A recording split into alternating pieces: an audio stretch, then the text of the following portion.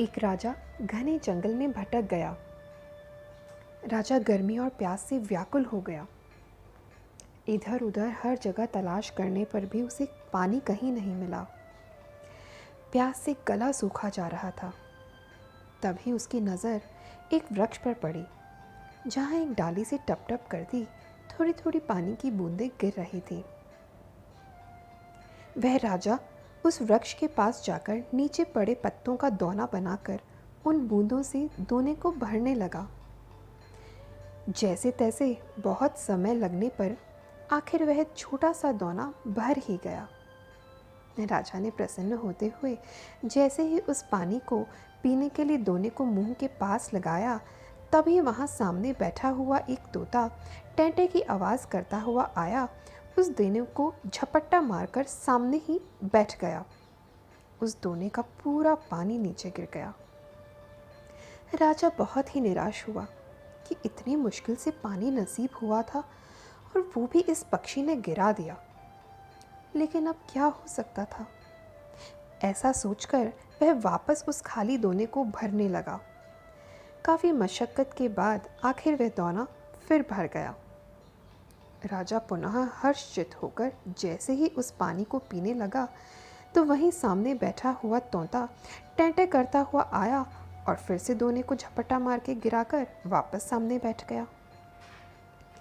अब राजा हताशा के वशीभूत हो क्रोधित हो उठा कि मुझे ज़ोर से प्यास लगी है, मैं इतनी मेहनत से पानी इकट्ठा कर रहा हूँ और ये दुष्ट पक्षी मेरी सारी मेहनत को आकर गिरा देता है। अब मैं इसे नहीं छोड़ूंगा। अब ये जब वापस आएगा तो इसे ख़त्म कर दूंगा। अब वह राजा अपने एक हाथ में दोना और दूसरे हाथ में चाबुक लेकर उस दोने को भरने लगा। काफ़ी समय बाद उस दोने में फिर पानी भर गया।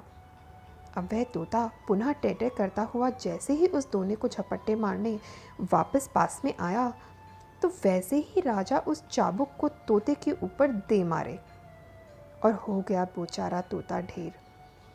लेकिन दोना भी नीचे गिर गया और सारा पानी फिर फैल गया। राजा ने सोचा, इस तोते से तो कम पीछा छूटा, लेकिन ऐसे बूंद बूंद से कब वापस दोने को भर पाऊंगा। अब अपनी प्यास बुझा पाऊंगा, इसलिए जहाँ से ये पानी टपक रहा है वहीं जाकर झट से पानी भर लूँ। ऐसा सोचकर वह राजा उस डाली के पास गया जहाँ से पानी टपक रहा था। वहाँ जाकर राजा ने देखा तो उसके पाँवों के नीचे से ज़मीन खिसक गई। उस डाल पर एक भयंकर अजगर सोया हुआ था और उस अजगर के मुंह से लार टपक रही थी। राजा जिसको पानी समझ रहा था, वह अजगर की जहरीली लार थी। राजा के मन में पश्चाताप का समंदर उठने लगा। हे प्रभु, मैंने यह क्या कर दिया? जो पक्षी बार बार मुझे जहर पीने से बचा रहा था, क्रोध के वशीभूत होकर मैंने उसे ही मार दिया। काश मैंने संतों के बताए उत्तम क्षमा के मार्ग को धारण किया होता, अपने क्रोध पर नियंत्रण किया होता, तो मेरे हितैषी निर्दोष पक्षी की जान नहीं जाती।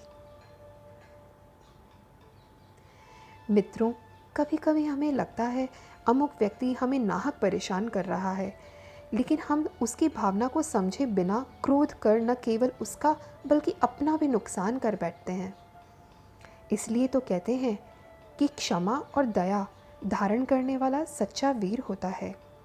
क्रोध व जहर है जिसकी उत्पत्ति अज्ञानता से होती है और अंत पश्चाताप से ही होता है।